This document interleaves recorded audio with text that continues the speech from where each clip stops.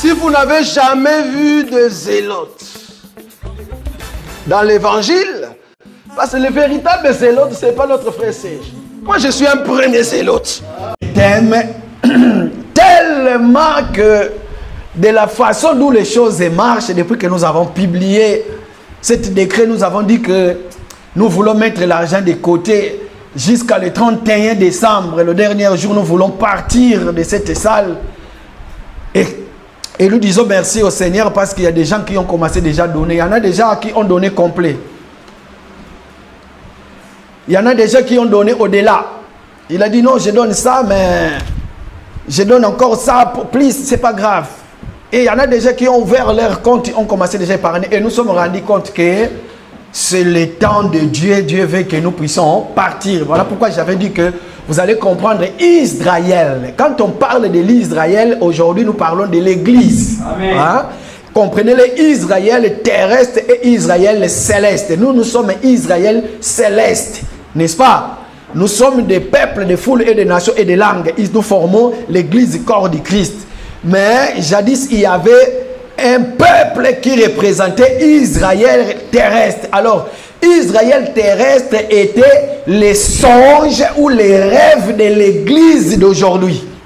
Donc, Israël représentait le rêve de l'Église aujourd'hui. Comment l'Église va marcher? La Bible dit qu'ils étaient en captivité en Égypte. Lorsque le Seigneur les a fait sortir de l'Égypte, ils ont passé par le mer, ils ont été baptisés. Après, ils ont entré dans le désert. Or que dans le désert, c'est là où il y a les serpents, les scorpions. Dans le désert, le feuillage ne se flétrit point. Le feuillage, il n'y en a pas. Pourquoi? Parce que la terre est sec.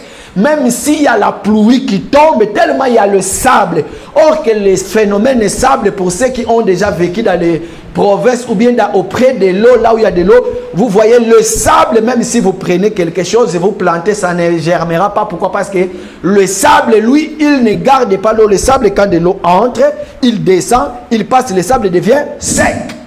Mais par contre, il y a des pierres, des petits cailloux qui reçoivent le soleil, la chaleur du soleil. En ce moment-là, les pierres sont chauffées. Et toi, si tu es pieds nus, tu vas marcher dans le désert, dans le pied. Ça veut dire tout simplement que tu vas être brûlé les talons. Voilà pourquoi on dit, dans ma langue, on dit les masoueba. Hein? En français, on les appelle les... Hein? Vous connaissez les masoueba? Vous savez, quand la peau est gonflée, après il y a de l'eau dedans. J'ai oublié les noms en français. Comment? Comment? Voilà, c'est ça. Donc, c'est là où il y en a. Maintenant, vous allez comprendre, Israël, quand ils ont sorti de l'Égypte, ils ont été baptisés. À chaque fois qu'ils avançaient, quand le Seigneur remarquait qu'il y a quelque chose, Moïse faisait les campements. Israël est campé. Et dans les campements, le but du campement, c'était pour enlever la saleté au milieu du peuple d'Israël. Parce que Dieu donnait l'enseignement sur les campements. Après le campement, il quittait le campement pour aller dans un autre côté. Et nous, aujourd'hui, depuis que l'Assemblée a commencé, notre plus grand campement, c'était dans cette salle. Excusez-moi, je vais l'appeler du campement. Nous voulons quitter ici pour aller ailleurs. Et la chose ici, c'est pour les seigneurs, il y a des signes. Hein? Vous allez remarquer, quand c'est le temps du Seigneur, ça fait longtemps les gens ont commencé à nous dire, même ici dans l'Assemblée, il y a des bien-aimés qui nous ont dit, il faut partir d'ici. Il y a même ceux qui ont eu des rêves, on a été visités par la police dans la salle et tout. Mais à chaque fois, il n'y avait pas cette vraiment conviction-là. On disait, bon, on va rester encore. Mais maintenant, cette fois-ci, depuis qu'on a pris cette décision-là, que nous allons cotiser pour partir, et nous avons vu, les gens ont commencé à donner. Et puis nous sommes dit que, pourquoi ne pas enlever d'abord des pailles, excusez-moi de dire, des pailles qui sont dans nos yeux, avant de partir. Pourquoi, quand l'arbre est encore petit, c'est en ce moment-là il faut le dresser. Donc le but de l'enseignement que je suis en train de donner, C'est pour mettre chaque chose à sa place. Que chacun dit que moi je travaille dans ça, moi j'ai fait ça, moi j'ai fait ci, moi je suis capable de faire ça et que cette œuvre me concerne. Comme ça, nous allons commencer à le mettre en pratique à partir d'ici. Et quand nous allons quitter cette salle pour aller dans une autre salle, tout le monde connaît déjà sa place. Ce n'est pas un ministre qui va aller faire les cotisations pour le deuil. Ah, quelqu'un, il y a le deuil, venez me donner l'argent, moi le ministre de la cotisation. Non. Le ministre vont rester pour tout ce qui est spirituel dans la parole, dans la prière, dans beaucoup de choses. Les modérateurs vont rester dans leur travail, le chantre, les gens qui travaillent dans le protocole, les services de diaconat, tout. Nous voulons mettre chaque chose à sa place. Et quand nous allons mettre chaque chose à sa place, dans la doctrine, je dis comme ça, la Bible dit, c'est lui qui se retire, il est l'ami de celui qui détruit. Et qu'on t'a confié quelque chose à faire et que toi-même tu sais que je suis capable de le faire. Fais-le très bien et correct. Mais si tu ne sais pas le faire, dis que je ne sais pas le faire. Ou peut-être que tu peux faire la chose, mais dis-toi que pour moi, je crois que le moment n'est pas encore venu. Laissez-moi encore apprendre encore. Laissez-moi encore avoir de l'assurance.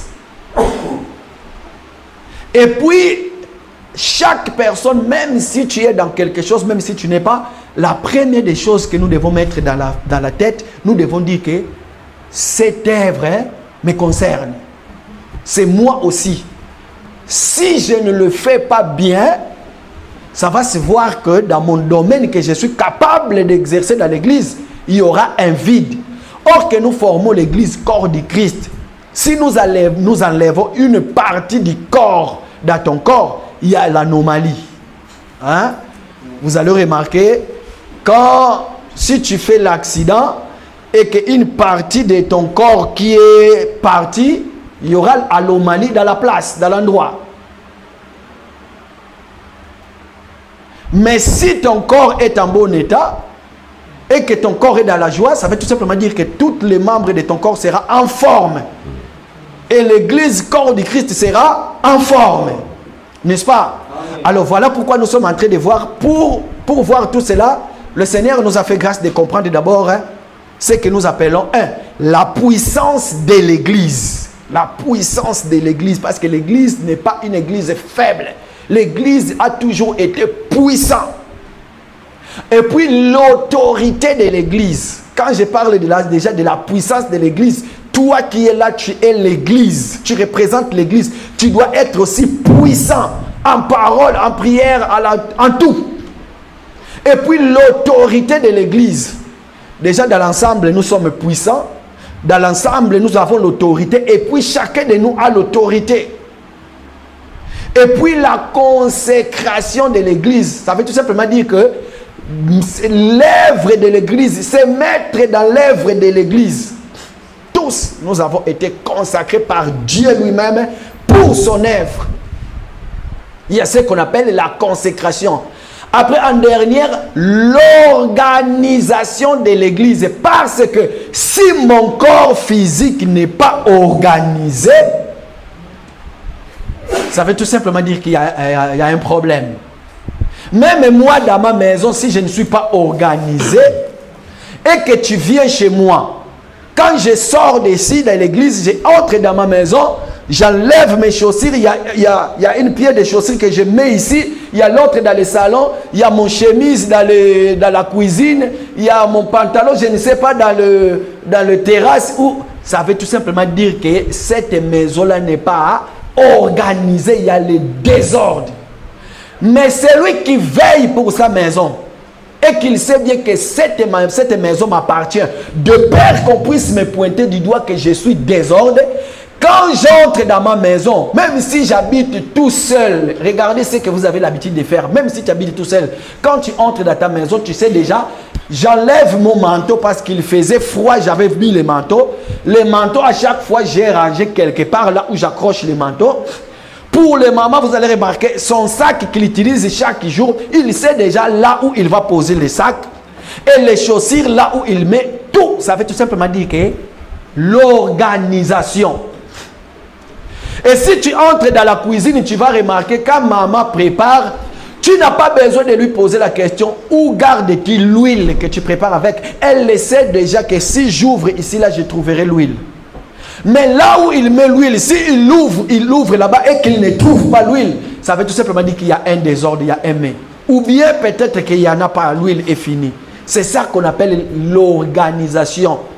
C'est comme dans l'ensemble, bien aimé dans le Seigneur. Quand tu quittes ta maison, tu sais déjà que moi, je suis un prédicateur.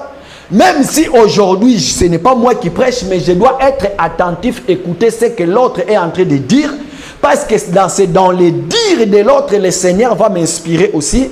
Et moi aussi, quand je vais prendre la parole, je vais parler de la part du Seigneur. Ou peut-être, il peut dire quelque chose poussé par les ailes de la parole, or que la chose n'est pas ça. Moi, en tant que prédicateur, je dois être celui qui veille. Il n'y a pas que moi, mais l'ensemble aussi. Et à la fin, avec beaucoup de respect, bonjour. Excusez-moi, là où vous avez dit comme ça, est-ce que ça veut dire quoi au juste? Qu'est-ce que vous voulez dire? Et poussé par l'humilité de l'évangile, le prédicateur a droit de repasser devant, demander l'excuse d'enlever la chose.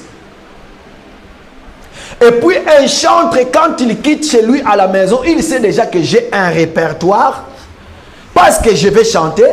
Et la personne qui joue au clavier aussi, il sait déjà que il faut que j'arrive avant parce que j'ai un prélude avant la culte. Il faut que je mette tout le monde dans l'état de la prière par rapport à mes accords de piano. Quand je vais commencer à jouer, les gens vont comprendre que non, le culte, ils vont commencer déjà. C'est ça qu'on appelle la prélude. Et puis les chantres, quand ils vont monter, ils savent déjà que nous allons chanter cette chanson. Après ça, nous allons chanter ça. Après ça, nous allons chanter ça. En ce moment-là, ils ne vont pas commencer à barboter quand ils vont arriver là-bas. Même les pianoristes, c'est même. Voilà pourquoi quand nous aurons notre salle, parce que ça sera notre salle à nous, nous aurons des séances de répétition. Tu veux apprendre à chanter, à jouer à la batterie, quoi que ce soit. Il y aura des organisations. Nous allons nous organiser. Et puis les services des protocoles et les services des diacres, ils savent déjà que dans l'ensemble, notre rôle est ça, et ça, et ça, et ça. Vous savez, je vais témoigner pour un monsieur que je connais. Ça fait longtemps que je ne le vois plus, mais je le connaissais. Ce monsieur-là, il était dans le monde, il faisait tout ce qu'il faisait. Mais quand on l'a prêché l'évangile à sa femme qui venait de l'Afrique, sa femme l'a trouvé comme ça, sa femme l'a prêché, sa femme l'a dit, à partir d'aujourd'hui, nous allons commencer à partir à l'église. La première fois qu'il a foulé les pieds dans l'église, il a dit, moi je vais devenir protocole. Personne ne croyait en lui. Et quand on l'a dit, bon, nous allons t'essayer, tu vas être protocole. Il a commencé à travailler au protocole. Bien aimé, je vous dis la vérité, nous sommes rendus vraiment compte qu'il est protocole. Prenons par exemple, s'il y a lui, protocole, il le faisait partout, même si pas dans sa maison. Quand il arrive quelque part, vous n'avez pas besoin de lui dire. Il se met directement. Vous allez, prenons par exemple, visiter quelqu'un, il y a un deuil chez un frère de l'église. Quand vous arrivez dans la maison, vous entrez avec lui, ce n'est pas sa maison, mais il commence déjà, même dans la maison, il commence à jouer le rôle du protocole, même pour les gens qui viennent pour le deuil. Nous avons remarqué vraiment que le protocole était en lui. Et jusqu'aujourd'hui, dans l'assemblée, là où il va, il est toujours protocole. Et quand il est fait avec amour. Même sa femme est restée de loin dans les choses de Dieu, mais lui, si tu lui confies n'importe quelle tâche, il te dirait non, moi toujours dans le protocole. Il se sent à l'aise. Donc ça veut tout simplement dire que chacun de nous doit connaître sa position. Que moi dans l'assemblée, j'ai fait ça, j'ai fait ci, j'ai fait ça. L'organisation, c'est là où nous allons voir. Mais dans tout ça là, la puissance de l'église, l'autorité de l'église, la consécration de l'église, l'organisation de l'église, personne d'autre ne peut le faire à notre place ici, ce n'est pas nous. Nous préférons être un petit nombre, mais dans les petits nombres, chacun de nous sait. Moi, je suis capable de faire quoi? Que être beaucoup et marcher dans le désordre. Vous allez comprendre, il n'est pas protocole, mais un bonjour, il commence à donner la place aux gens. Il n'est pas diacre, mais lorsqu'on va faire la Sainte Seine, c'est lui là qui ramène du pain, c'est lui là qui fait ceci. Un peu de désordre, de Capernaum.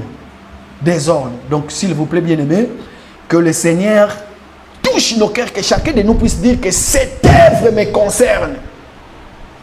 Apôtre Paul va achever son discours en disant à Timothée, mon fils, je vous ai donné tous les conseils qu'il faut. Et puis l'organisation de l'Église, il est venu à nous maintenant de mettre chaque chose à sa place. De peur que si nous ne mettons pas chaque chose à sa place, vous allez voir un bon jour, le prédicateur vient pour prêcher et il y a un autre frère qui va lui réclamer que non, Dieu m'a dit aujourd'hui tu ne prêches pas, il n'y a pas la prédication. Oh. Mais nous avons chanté, nous avons adoré. Le Seigneur doit aussi nous parler. La prophétie par excellence, c'est aussi la parole, c'est la Bible. Mais comment se dit que le Seigneur dit que tu ne vas pas nous parler aujourd'hui? Parce que nous avons déjà vu ça. Nous sommes dans l'assemblée, pas ici, mais quelque part. Je me souviens c'était à Montreuil. Après avoir chanté, dansé pour la gloire de Dieu, tout le monde a crié, tout le monde a chanté. Le moment où le modérateur appelle le prédicateur, il y a une sœur s'est levée dans l'assemblée, il commence à crier « Alléluia, Alléluia !» Écoutez-moi, écoutez. Elle commençait toujours comme ça. Écoutez-moi, écoutez-moi. Il n'y aura pas la prédication aujourd'hui. Il n'y aura pas la prédication aujourd'hui. Vous allez continuer toujours à m'adorer.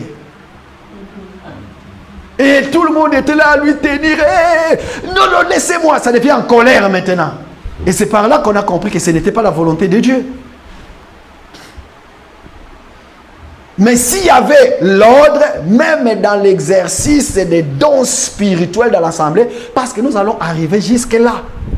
L'exercice des dons spirituels dans l'assemblée, les parler en langue, comment ça se fait dans l'assemblée, les parler en langue, les dons de la foi, tout ce qui est des dons, la parole de connaissance, la prophétie.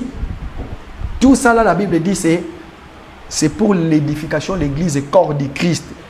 S'il y a des dons parmi nous, nous n'avons pas le droit d'étouffer cela. Il faut laisser la place, mais cela doit être fait selon l'analogie de la foi, dit la Bible. Tous les dons spirituels, nous devons l'exercer dans l'assemblée des saints, mais selon l'analogie de la foi.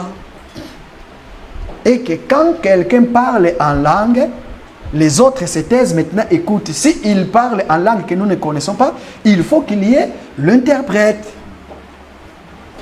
Le Seigneur ne va pas nous envoyer quelqu'un pour venir nous parler en arabe sans qu'il puisse envoyer quelqu'un pour traduire. Attends, Dieu va envoyer Moïse auprès de Pharaon. Moïse va dire que j'ai la langue embarrassante.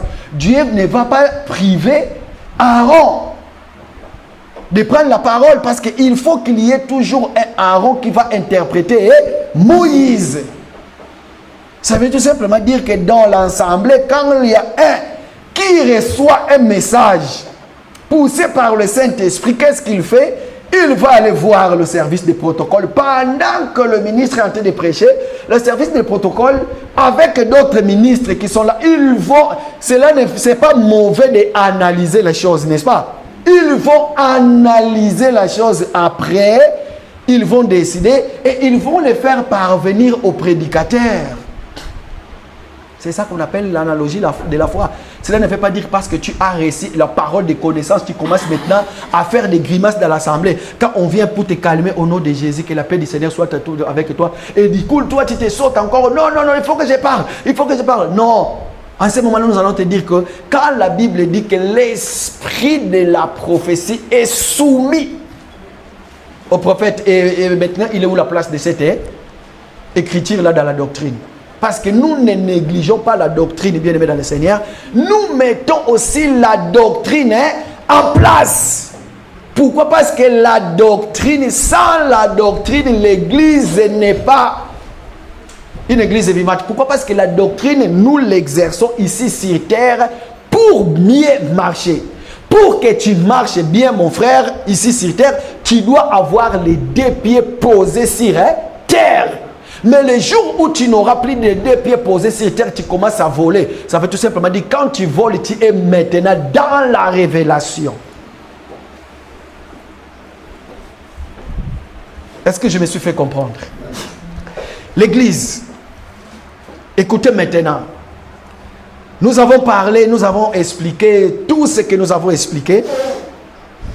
Nous avons parlé sur notre texte de base. Nous étions dans le livre de Matthieu chapitre 16. Au dire des hommes, le Seigneur qui est en train de poser la question, qui suis-je moi le fils de l'homme? Nous avons expliqué qui est le fils de l'homme et pourquoi on l'appelle le fils de l'homme. Les uns disent que tu es Élie. Les uns disent, les autres disent. Nous avons dit qu'il n'a pas refusé. C'est lui le vrai Élie, c'est lui le vrai prophète. Parce que tous les prophètes qui sont venus, c'était l'esprit de Christ qui était en eux.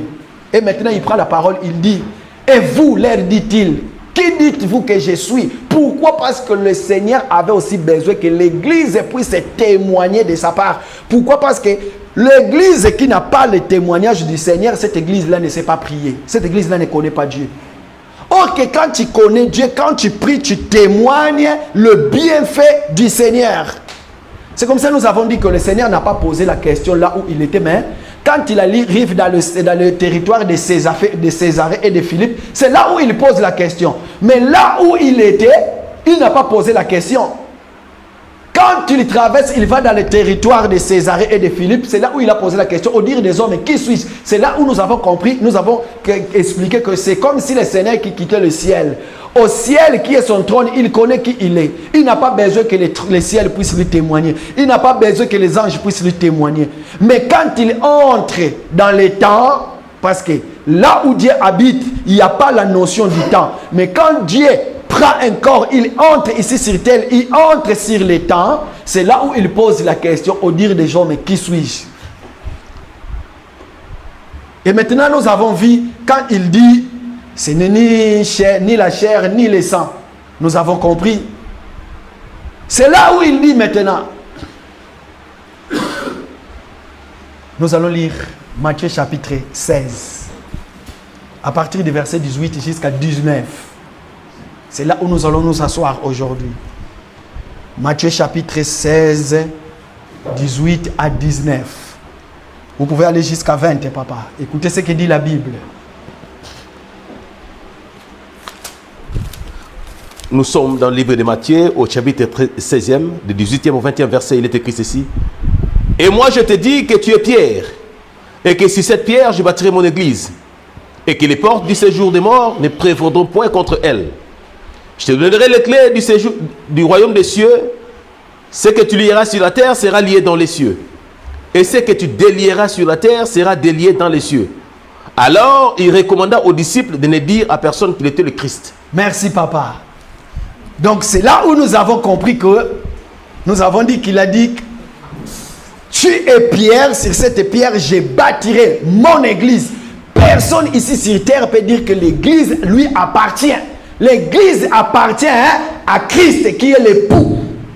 Les gens qui sont là pour diriger les églises, entre autres les ministres, tous les corps dirigeants, les ministres, les protocoles. Pourquoi? Parce qu'il n'y a pas que les ministres, mais tous ensemble, nous formons l'église corps du Christ. Même ministre aussi, il est une partie du corps dans les corps.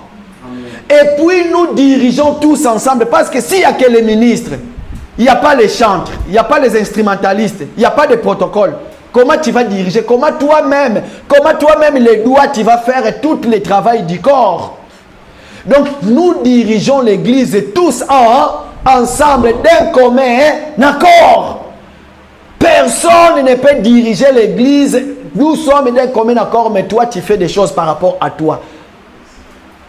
Tu ne peux pas dire à ton pied, bon mon pied, toi, pied gauche, toi tu vas aller au Château Rouge, pied droite, toi tu vas aller au Villeneuve-Saint-Georges.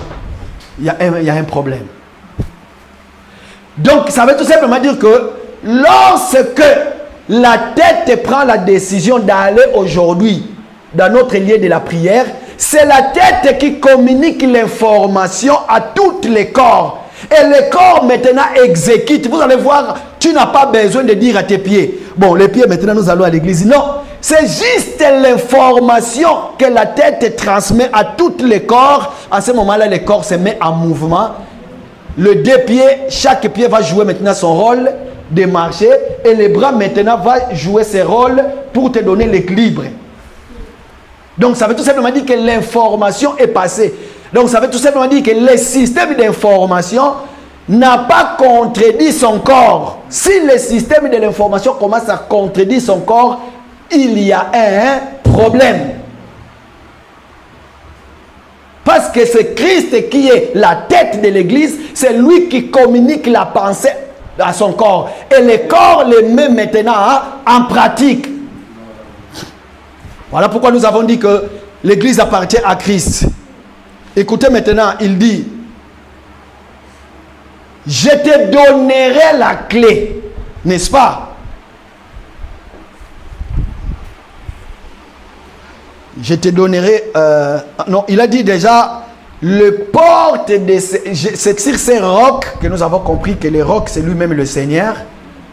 Nous avons parlé des rocs le dimanche passé. Il dit que c'est sur ce roc que je bâtirai mon église. Écoutez maintenant, je commence là, écoutez maintenant l'enseignement. Il dit ceci, les portes de ces jours de mort, voilà, je commence. Les au pluriel avec S, porte avec S, ça veut tout simplement dire que les portes de ces jours de mort, donc il y en a plusieurs portes.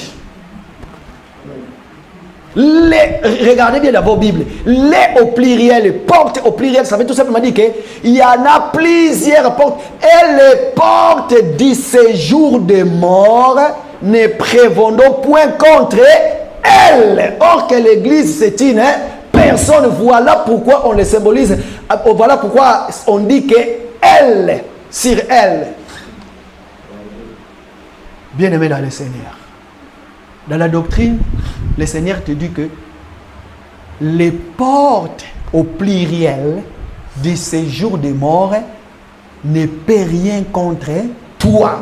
Pourquoi? Parce que ton époux, qui est le Seigneur, le Christ, il est puissant et il ne veut pas que les portes du séjour des morts puissent te frapper. La puissance de l'Église. Dans tout ce que je vais dire ici, vous allez retrouver les mots puissance, l'autorité, consécration. Déjà, consécration, il y en a beaucoup. Et puis, l'organisation.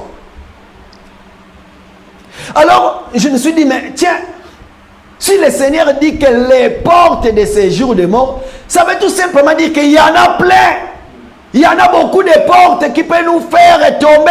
Mais sauf que le Seigneur nous a déjà prévenus en disant que tellement il y en a plein de portes qui peuvent s'ouvrir pour t'amener à la mort. Mais sauf que moi, j'ai déjà établi les choses. J'ai déjà mis chaque chose à sa place. J'ai mis les balises. Que tu ne tombes pas dans la mort.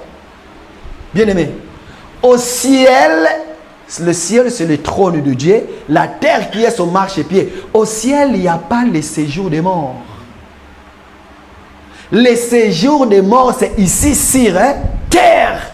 Pourquoi? Parce que c'est sur la terre, là où nous exerçons ce qu'on appelle la saine doctrine.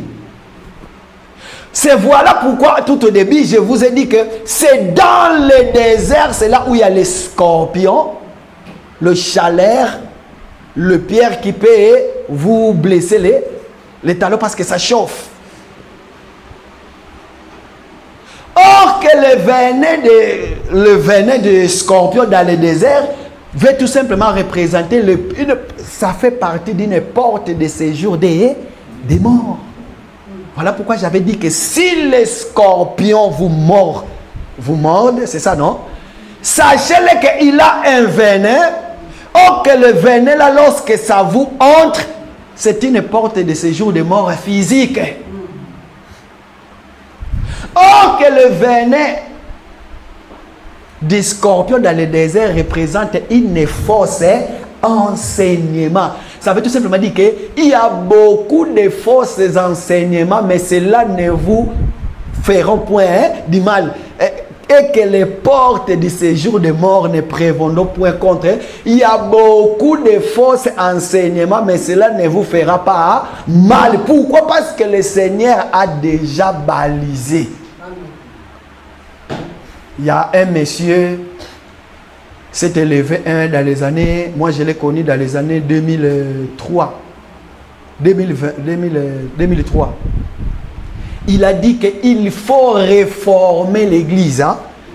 Il faut que nous faisions ce qu'on appelle la réforme de l'église. Et quand il parlait de cela, il prenait l'exemple de Babylone, beaucoup de choses il disait, mais il n'avait pas la certitude des choses qu'il disait. Pourquoi? Parce que lui aussi, il avait écouté cet enseignement-là quelque part, sans avoir la certitude.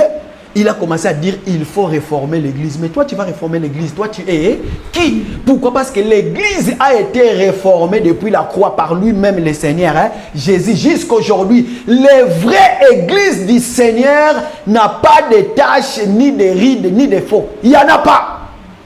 Mais ce sont les hommes qui doivent se réformer. Mais la saine doctrine reste intacte. Voilà pourquoi même quand il présentait la dîme, il avait sa façon de présenter la dîme. Tout le monde, en fait, l'église, le message de la dîme est quitter dans les bâtiments. C'est ça que le message qu'il a amené. Il disait quitter dans les bâtiments. Et les dîmes, mais lui-même aujourd'hui, il a un bâtiment là où il s'est réuni. Mais il disait les gens quitter les bâtiments. Dieu merci, il a commencé à corriger d'autres choses. Donc voilà pourquoi aujourd'hui, l'église ne peut pas recevoir le faux message qui est le séjour des portes des morts. Pourquoi? Parce que le faux message ramène à la mort. Lorsque tu bois un breuvage mortel, une soupe mal préparée, qu'est-ce que ça va faire? Le ventre va commencer déjà à te donner les informations qu'il y a quelque chose d'étranger qui vient d'entrer. Ou soit il faut les vomir directement, ou si tu les gardes maintenant, ça va abîmer toutes les parties intérieures de ton corps. Et c'est comme ça que les portes de séjour de mort s'ouvrent. Or que la parole, c'est un breuvage, c'est la soupe que nous mangeons. Nous sommes en train de souper avec le Seigneur, comme la Bible dit que je viendrai, je frapperai. Si tu entends ma voix, tu ouvres la porte et j'entrerai, je souperai toi avec moi. En ce moment-là, cette soupe-là, si c'est une soupe qui est mal préparée, ça veut tout simplement dire que tu es en train de faire entrer quelque chose d'étranger sur le corps. Nous allons lire. Nous allons lire, papa, 1 Corinthiens chapitre 15, verset 54 à 57. Écoutez maintenant, écoutez. Pour ce qui concerne les portes de séjour, je pense que nous sommes, papa, attends, je pense que vous avez compris, non? Les portes, je les pris comme des fausses enseignements. Si ça entre, ça détruit. Maintenant, nous allons voir ce qu'on appelle les séjours des morts. Papa, allez-y. 1 Corinthiens, chapitre 15e. À partir de 54 à 57. Lorsque ce corps corruptible aura revêtu l'incorruptibilité, ok, et que ce corps mortel aura revêtu l'immortalité, alors s'accomplira la parole qui est écrite. La mort a été engloutie dans la victoire. Ô mort, où est ta victoire? Voilà. Allez-y, voilà. Mort, où est ton aiguillon? L'aiguillon de la mort, c'est le péché. Et la puissance du péché, c'est la loi. Mais grâce soit rendue à Dieu qui nous donne la victoire par notre Seigneur Jésus-Christ. Ainsi, mes frères bien-aimés, soyez fermes, inébranlables. Ok. Travaillant de mieux en mieux à l'œuvre du Seigneur. Travaillez de mieux en mieux à l'œuvre du Seigneur. Allez-y. Sachant que votre travail ne sera pas vain dans les seigneurs. Ok. Ça veut tout simplement dire que lorsque les portes de séjour de mort sont ouvertes et que tu as mangé une breuvage mortel, maintenant, pour ceux qui sont dans le Seigneur, sachez-le que la mort n'a pas sa place en vous. Pourquoi? Parce que cette nourriture-là ne va pas rester. Vous allez les vomir. Amen. Cet faux enseignement-là va vous quitter. Pourquoi? Parce que nous, les enfants de Dieu, en réalité, nous ne mourrons pas. Lorsqu'il y a la mort, ce qu'on appelle la mort physique, ça veut tout simplement dire que la séparation de corps, l'âme et esprit, ça veut tout simplement dire que ton âme va se revêtir l'immoralité. 1 Corinthiens chapitre 15 à partir du verset 54 en descendant. Pourquoi? Parce que nous, les enfants de Dieu, même dans la doctrine, les portes de séjour de mort ne peuvent pas nous toucher. Amen. Nous ne mourrons pas. En réalité, ce que nous voyons, ce que nous disons la mort, c'est juste la décomposition de trois choses. Pour que l'homme soit l'homme, il fallait qu'il y ait trois choses qui puissent se mettre ensemble. Le corps, l'âme et l'esprit. Et lors de la séparation de ces trois choses, les corps retournent dans la poussière. C'est ça que nous plairons. Ah, il est parti, mais en réalité, ce n'est pas lui. En réalité, ce n'est pas lui. Et la Bible dit, l'âme de celui qui pêche, c'est celle qui mourra. En réalité, toi, c'est l'âme. Et l'esprit, c'est le souffle que Dieu a soufflé dans l'homme. Donc, nous, tels que nous sommes, le bien-aimé dans le Seigneur, advienne que pourra, même si nous voyons aujourd'hui quelqu'un de loin ou de près qui était avec nous, ou que nous voyons la séparation de ces trois choses-là, c'est que nous appelons la mort.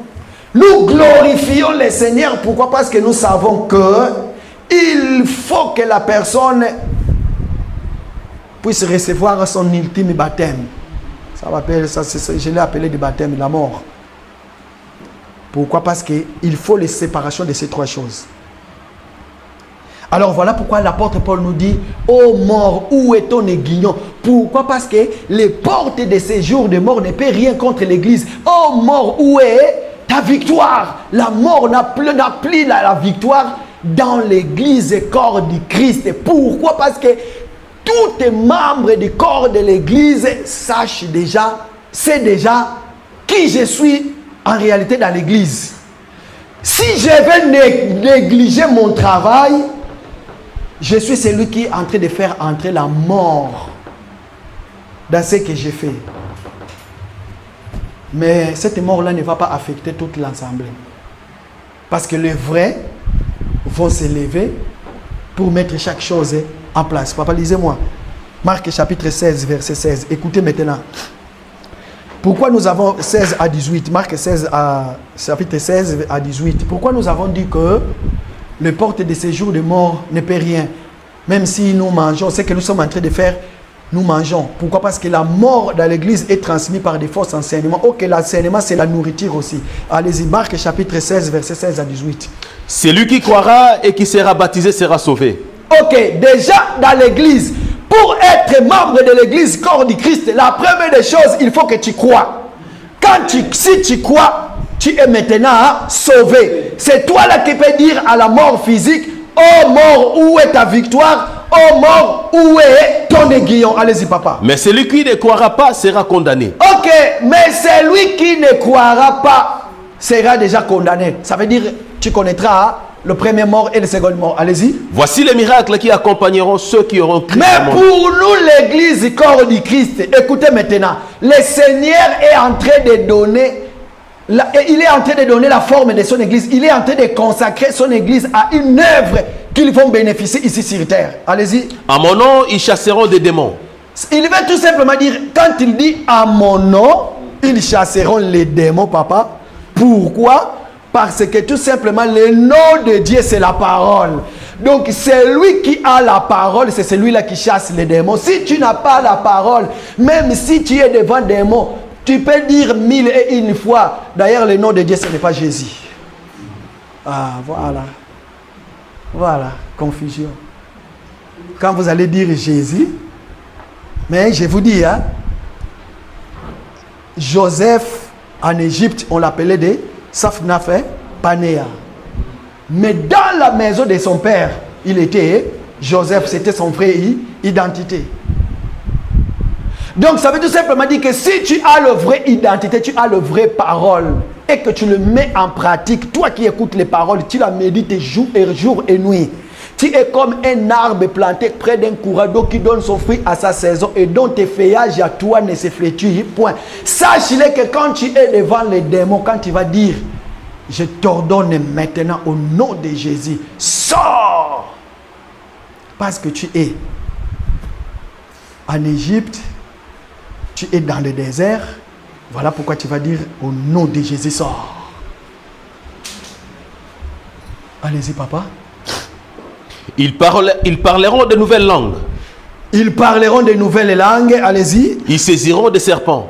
Ok. S'ils boivent quelques breuvages mortels, il ne leur fera point de mal. Merci papa, tu peux t'asseoir dans la joie.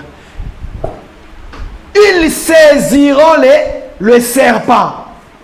Ici, je prends le serpent à un animal qui n'est pas stable. D'ailleurs, sa façon de marcher, il est trop courbe. Hein?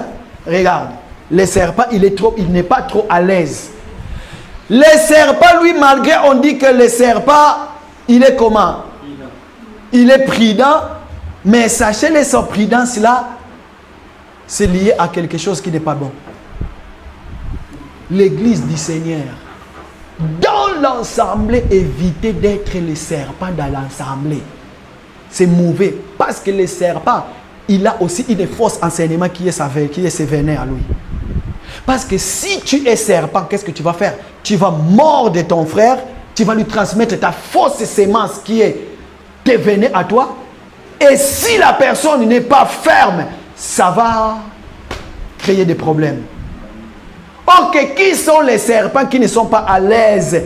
Comme quoi qu'il est prudent. Lui, dans toutes les songi, dans toutes les... Chaque fois il y a un problème dans l'assemblée, son nom ne manque pas. Serpent. Chaque fois il y a un dispute, lui d'ailleurs il sait, lui d'ailleurs, tout. Et quand il t'approche pour te parler, il vient avec une parole, comment on dirait, comme si la parole était saisonnée, mais or qu'il est en train de transmettre le venin. Tu es le serpent. Et qu'est-ce que nous allons faire? La Bible dit que ils saisiront les serpents, mais les serpents ne leur feront point du mal. Si tu es serpent, nous allons te saisir. Et tu ne vas rien nous faire. Nous allons te saisir. Parce que tu veux transmettre une fausse venin dans l'assemblée. Or que le venin du serpent, c'est pour ouvrir les portes, les au pluriel, portes du séjour des morts. Là où il n'y a pas de problème, mais toi tu vois il y a un problème. Là où il n'y a pas de dispute, mais toi tu vois que toujours. Là où les gens, parce que ton frère et ta sœur, parce qu'ils ont fait la route ensemble, toi directement tu dis, ah, tous ces deux là maintenant il faut les regarder. Mais...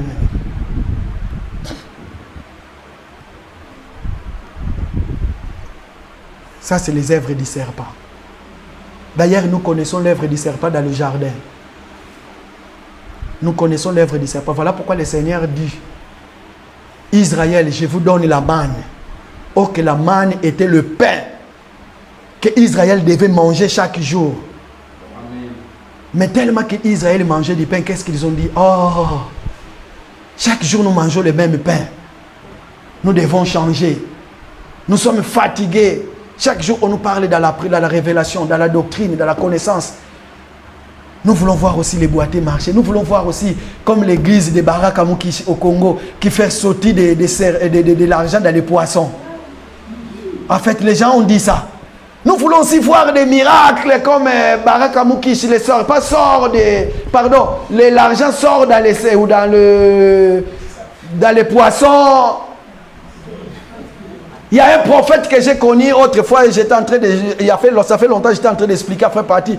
Un prophète, il est même venu en France, on l'appelait des Seda. Il est mort. Il vient, il te touche.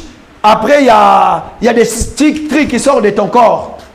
Pour ceux qui ont fait les chimies, regardez, nous quand on était des enfants, nos grands frères du quartier nous réunissaient. Je me souviens, on était encore des petits, nos grands frères du quartier nous réunissaient. Alors, ils nous jouaient des jeux comme si c'était des magiciens, mais ils n'étaient pas des magiciens. Mais pour ceux qui ont fait le physique, ils savent. Si tu prends le permanganate, tu vois le permanganate, et que tu le mélanges avec le glycérine, c'est le fait. Alors, qu'est-ce qu'il faisait? Il prend l'enveloppe, il met le permanganate de ses côtés, il met le glycérine de ses côtés. Quand ils vont le tourner comme ça, là, tellement que le glycérine marche, le glycérine va commencer à marcher. Quand ça va toucher au permanganate, l'enveloppe prend le feu. Et nous, on criait, c'est ça de marcher. Et le jour où j'ai vu ces prophètes-là, Géda, les faire, qu'est-ce qu'il a dit? Il prend l'enveloppe, il dit à une dame, tous les problèmes de ta vie, parle dans l'enveloppe. La dame aussi a commencé à parler de l'enveloppe. Mes souffrances, mes maladies, je te mets dans cette enveloppe. Après lui, il a pris l'enveloppe. Après, il a commencé à prier. Pendant que le glycérine est en train de descendre, ça a touché le truc, l'enveloppe a pris feu. Tout le monde criait Alléluia. Et moi, j'ai regardé, j'ai dit non, mais c'est quand on jouait, on était des petits. Ce sont des choses qu'on faisait. Ce n'est même pas de magie. Ça veut dire que c'est une fausse enseignement, les serpents. Faux prophète. Ça, c'est le venin. C'est le venin.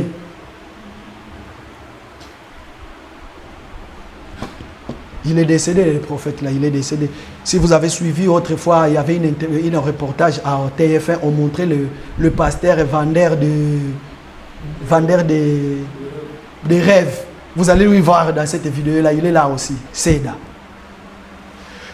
Donc, ça veut tout simplement dire que le serpent a sévéné à lui. Voilà pourquoi, bien aimé dans le Seigneur, si tu vois dans l'assemblée quelqu'un qui est dans tous les problèmes, tous les secrets de l'assemblée, il connaît, même les ministres, peut-être les ministres, nous les frères partis, nous ne savons pas encore rien. Il y a quelque chose qui est encore là, mais lui déjà il le sait. Sachez-le que c'est, même si quand tu vas aller voir le frère parti, tu vas lui dire, frère parti, il y a un problème. Sachez-vous, je viens de vous parler du rêve que j'ai fait, le frère parti était en train de crier sur quelqu'un. Donc ça veut tout simplement dire que vous êtes serpent. Il va crier sur vous. Ne soyez pas comme ça là. Après, c'est là il dit, s'il boit un breuvage, c'est là où nous avons dit la parole, c'est un breuvage qui a été préparé par lui-même, le Seigneur, et il nous a donné. Nous sommes maintenant en train de manger cet breuvage. Le breuvage, ça veut tout simplement dire la sauce, la soupe. Et si ton enseignement qui représente la sauce ou la soupe, si cet enseignement-là est en train de nous donner le ventre ballonné, bouillonné, ça veut tout simplement dire que ça a été mal préparé. Mais comme ça a été mal préparé, nous allons boire les antibiotiques pour faire que cet breuvage-là, que nous puissions les vomir. Alors, écoutez ce qu'il dit. Les portes de séjour de mon, même s'ils boivent un breuvage mortel, cela ne leur fera point du mal. Pourquoi? Parce que les fausses enseignements qui représentent les fausses breuvages aussi peut entraîner ce qu'on appelle les portes de séjour de mort dans l'assemblée. L'assemblée peut être bougée, mais l'assemblée ne va pas disloquer. Jésus était dans la barque avec ses disciples. Il y a eu le vent, mais personne n'est mort. Mais par contre, le vent a secoué la barque. S'il y a quelque chose de mauvais qui est entré parmi nous, un serpent avec une fausse enseignement qui est une breuvage mortel, sachez-le que ça peut nous bouger, mais l'église ne mourra pas. Parce que l'église ne va pas connaître la mort. Je vais courir. Écoutez ce qu'il dit. Après, il dit ceci. Je te donnerai les clés du séjour des morts. Ok. À l'époque où le Seigneur l'avait dit, c'était au futur. Il dit, je te donnerai les clés du séjour des morts. Mais aujourd'hui, l'Église a déjà reçu les clés. Pourquoi? Parce que lorsque la mort va entrer, nous avons la clé. Nous avons la clé pour faire de sorte que la mort, tu n'as pas dans ta place. Amen. Parce que nous avons la clé. Écoutez, papa, relisez-les-moi s'il vous plaît. Matthieu chapitre 16 à partir du verset 19. À partir du verset 19, allez-y. Je te donnerai les clés du royaume des cieux. Ce que tu lieras sur la terre sera lié dans les cieux. Ok. Et ce que tu délieras sur la terre sera délié dans les cieux. Ok, merci. Écoutez, je te donnerai les clés du royaume. Pourquoi? Parce que les clés du royaume, ce n'est pas un royaume terrestre, mais c'est un royaume céleste. Quand il dit, je vous donnerai les clés du royaume des cieux. En réalité, qu'est-ce qu'il voulait dire? C'était dans le futur. Il dit les clés du royaume. Cet royaume, il appelle le royaume du ciel. Papa, lisez-nous Luc chapitre 17, verset 20 à 21. En réalité, pendant qu'il va les trouver, quand le Seigneur dit, je te donnerai les clés du royaume des cieux. Ce que tu lieras sur les cieux sera lié sur la terre. Ça veut tout simplement dire, il était en train de dire, je te donne l'autorité. Que la volonté soit faite sur la terre comme au ciel. Pourquoi? Parce que la volonté de Dieu, c'est ce que l'enfant de Dieu puisse mettre en exergue, en pratique selon la pensée de l'Éternel. Papa, lisez-le moi d'abord. Luc, chapitre 17, 20 et 21. Les pharisiens demandèrent à Jésus, quand viendra le royaume de Dieu? Ok. Il leur répondit, le royaume de Dieu ne vient pas de manière à frapper le regard. Ok. On dira point il est là, il est ici ou il est là. Car voici le royaume de Dieu est au milieu de vous. Ok. Merci papa. Donc, nous allons comprendre une chose. Quand le Seigneur dit les clés, nous avons les clés. La première clé que nous avons, c'est la Bible. La parole du Seigneur, c'est la clé qui nous permet d'ouvrir ou de fermer chaque chose. La parole, la vraie parole, c'est ça la clé aussi. Parce que celui qui a la parole, c'est celui-là qui est capable de prier. Et dans la prière, la volonté de Dieu va se faire dans le ciel, sur la terre.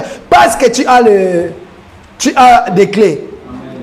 Et puis si tu as les clés, sachez que tu as le royaume de Dieu en toi. Amen. Écoutez. Papa, relisez-moi Luc. Écoutez ce que Luc dit. C'est pour ce qui concerne le royaume. Parce que ici sur terre, nous ne vivons pas pleinement le royaume céleste. Le royaume des cieux, nous allons le vivre au ciel. Mais ici, nous vivons partiellement le royaume des cieux. Avant de donner l'explication, allez-y papa. Les pharisiens demandèrent à Jésus, quand viendra le royaume de Dieu? Il leur répondit, le royaume de Dieu ne vient pas de manière à frapper les regards.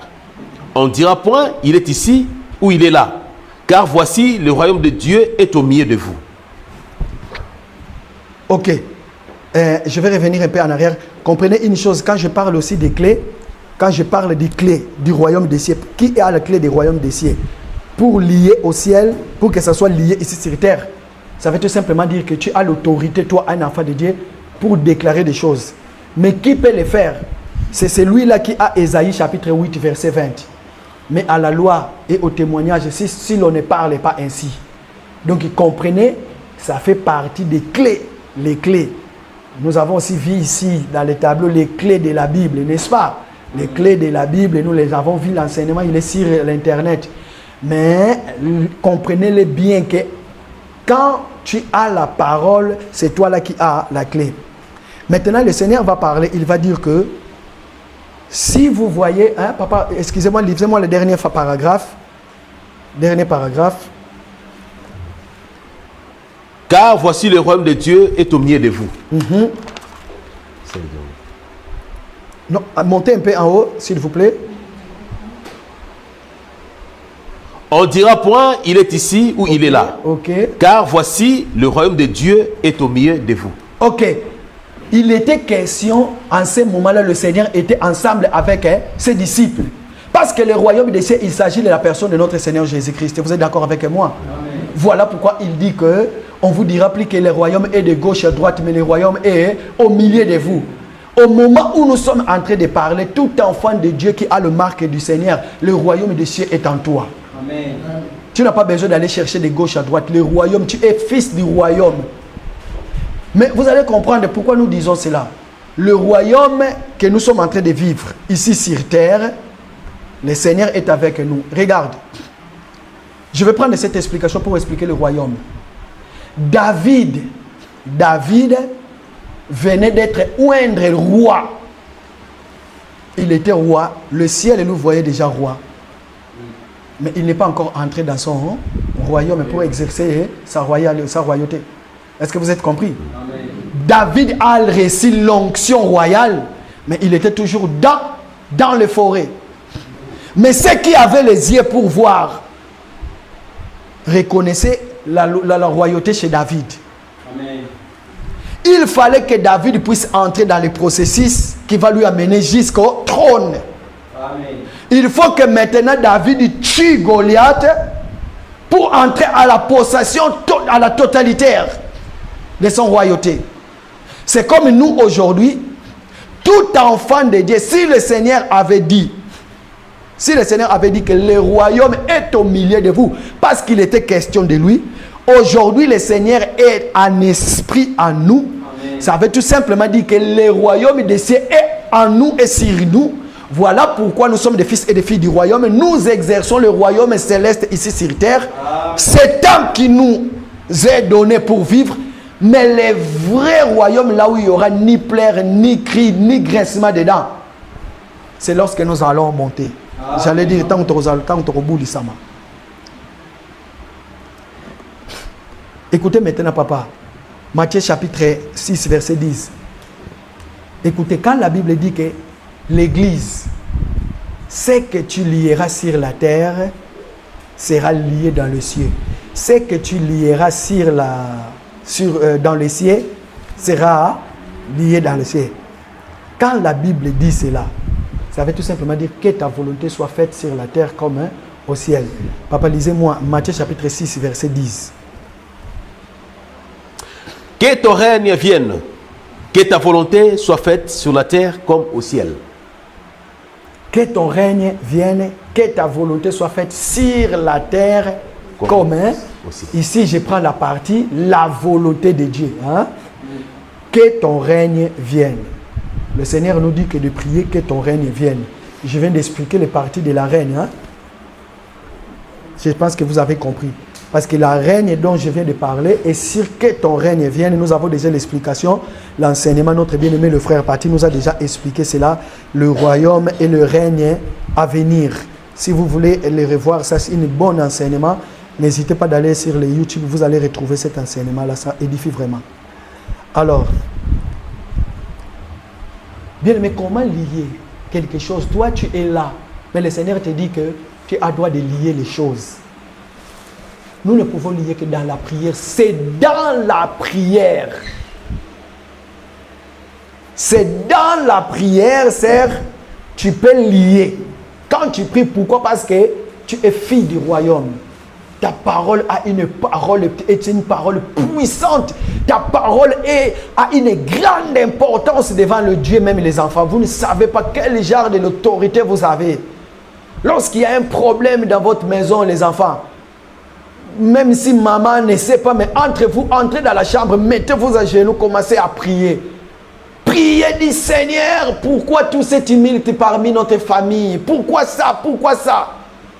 Et vous allez voir, les choses vont changer. Pourquoi? Parce que vous, les enfants aussi, vous pouvez changer les choses. Vous voyez vos faibles mots là que vous allez utiliser dans la prière lorsque vous priez. Le Seigneur écoute. Vous serez comme cet enfant-là qu'on témoigne. Un enfant, ses parents, il y a un de ses parents qui est décédé. L'enfant, il est resté tout seul. Écoutez, l'enfant, il commence maintenant. On amène l'enfant avant d'enterrer les parents. On amène les enfants et on dit à l'enfant de prier avant qu'on enterre les enfants. L'enfant a commencé à prier. Tellement il ne sait pas prier, l'enfant a commencé à prier. Il a commencé à dire A, B, C, D, E, F. Quand il a dit Z, les parents se sont réveillés. Ça, c'est juste un témoignage. Il y a un chanteur de chez nous qui le chante. Hein? Il faut codiciel. Donc, il voulait tout simplement expliquer que dans tes faibles paroles, le Seigneur te connaît. Parce que le Seigneur, c'est lui qui prie en nous. Mais dans tes faibles paroles, c'est comme un enfant. Je donne un exemple. Il y a de cela 4 jours passés, juste un petit témoignage, 4 jours passés, écoutez, c'était l'heure de manger. Et là, j'ai appris parce que lui, chaque fois quand il prend la nourriture avant de manger, il prie. Et puis, il a pris sa nourriture, il a commencé à manger et moi, j'étais à côté. Du coup, j'ai commencé à lui regarder. Il a fini à prier, il a dit Amen. Du coup, je lui pose la question, tu as dit quoi quand tu as prié? Je voulais vous juste savoir. Il a dit, je dis, Seigneur, bénis la nourriture, que ce qui n'est pas de toi soit loin, chasser toutes les démons. Je n'ai rien dit. Pourquoi? Parce que j'ai dit, mais il a prié.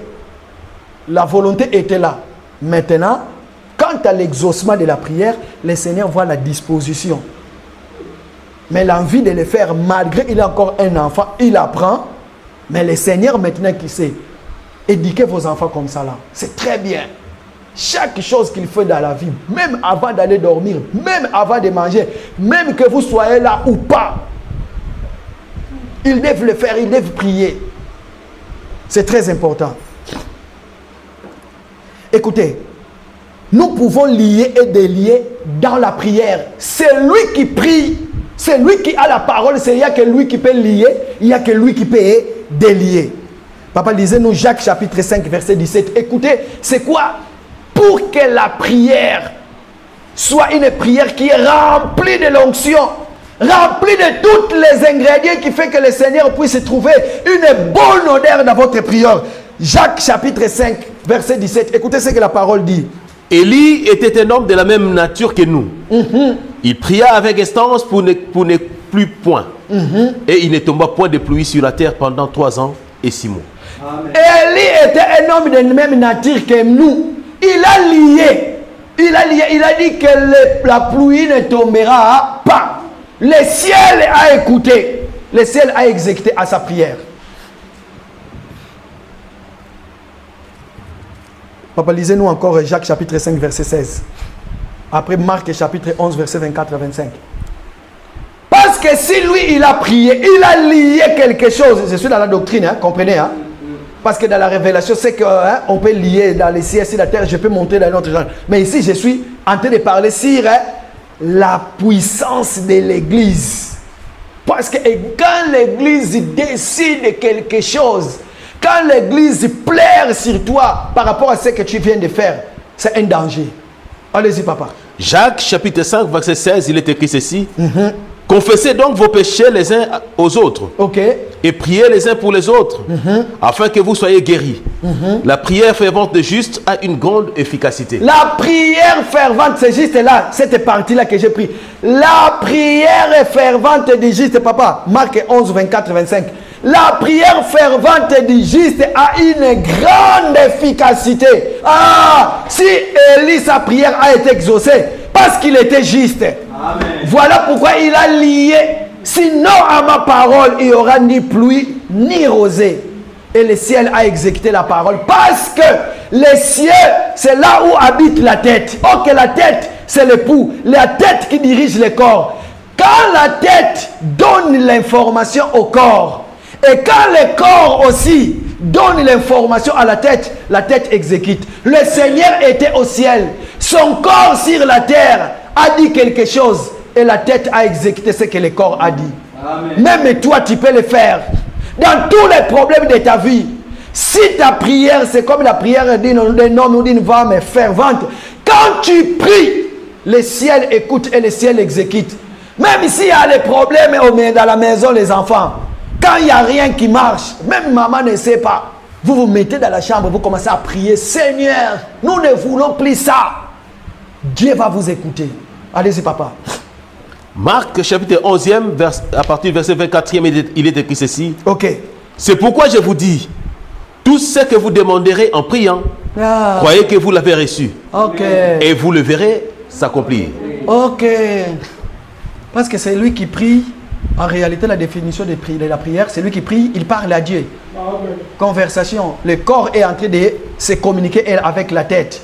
C'est comme tout à l'heure, j'ai dit, quand la tête reçoit l'information, il envoie dans tous les corps. Quand le corps prend l'information, il envoie dans la tête. Hein? Vous vous souvenez encore de notre enseignement de l'autre fois avec notre bien-aimé qui nous a parlé sur Bartimée, n'est-ce pas? Bartimée était, comme j'avais dit, Bartimée était une partie des corps. Dans les corps. Il y avait la foule, mais quand Bartimée a crié, Fils de David, ayez pitié de moi. Tellement il y avait la foule, il y avait beaucoup de gens qui criaient. Et en ce moment-là, le Seigneur a écouté. Mais qu'est-ce qui a fait que le Seigneur puisse écouter? Parce qu'une partie de son corps a transporté l'information à la tête. Amen. Quand l'orteil, le doigt, mon orteil souffre, j'ai trébuché, j'ai une blessure. Pour que la tête reçoive l'information, il faut que les douleurs puissent traverser les veines et puissent monter sur la tête. C'est comme ça le Seigneur, quand il marchait, tellement Bartimée était aveugle, il voulait recouvrir la vie. Quand il a crié, Fils de David, aie pitié de moi. Le Seigneur, Jésus a senti les douleurs à une partie de son corps. C'est cette douleur-là qui lui a rappelé qu'une partie de ton corps qui souffre, qui pleure. Voilà pourquoi il a tourné. Mais juste ici, en lui appelant Jésus, fils de David. On peut t'appeler fils de David, mais tu n'écoutes pas. On peut t'appeler fils de David, tu n'écoutes pas. C'est comme j'ai dit, tu peux chasser des démons au nom de Jésus, mais rien qui va se faire. Mais si et seulement que tu es une partie du corps, en ce moment-là, l'information passe. Pour terminer, bien aimé, nous allons gagner le temps. Écoutez, je vais citer là, l'Église. Quand la Bible dit dans le livre de Marc, là où nous avons lu, combien déjà, Marc chapitre 16, 18 à 20, quand la Bible dit, ça, vous le savez très bien, voilà pourquoi j'ai mis noté bien, quand la Bible dit, ce que vous lierez sur la terre sera lié dans le ciel. Hein? Ne dites-vous pas que nous pouvons aussi lier des démons. Nous ne lions pas les démons, mais nous chassons les démons. Confusion. Il y en a d'autres qui vont prendre cette écriture. Ah, le Seigneur, n'est-ce pas, a dit que c'est que vous lierez sur la terre. Démons, je vais te lier maintenant. Non, non et non. Nous ne lions pas les démons, mais nous chassons les démons. Et comme nous chassons les démons, chaque problème de nos vies, le Seigneur va prendre charge. Je crois que là, nous avons compris c'était quoi la puissance de l'Église. Tu es puissant, tu es consacré, tu as l'autorité, l'organisation du corps, Église, corps de Christ, et nous avons aussi vu. Et à partir de la semaine prochaine maintenant, nous allons entrer dans ce qu'on appelle les sous-thèmes de l'Église, de ce message. Dans les sous-thèmes, le premier message sera pour nous les ministres. Nous allons parler sur les rôles des ministères dans l'Assemblée. Et c'est là où vous allez vous découvrir aussi si c'est vrai que j'ai été appelé pour exercer le ministère dans l'Assemblée. Que le Seigneur bénisse sa parole. Qu'il Nazakomata ngai nazakomata ngai nga nazakomata